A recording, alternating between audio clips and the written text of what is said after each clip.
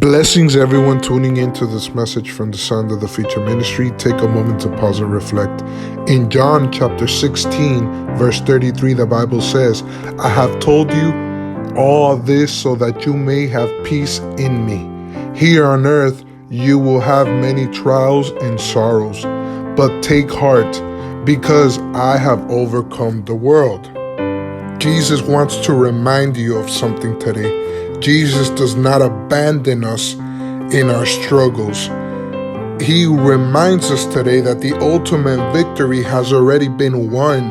We can claim the peace of Christ in the most troubled times. In Jesus' mighty name, amen.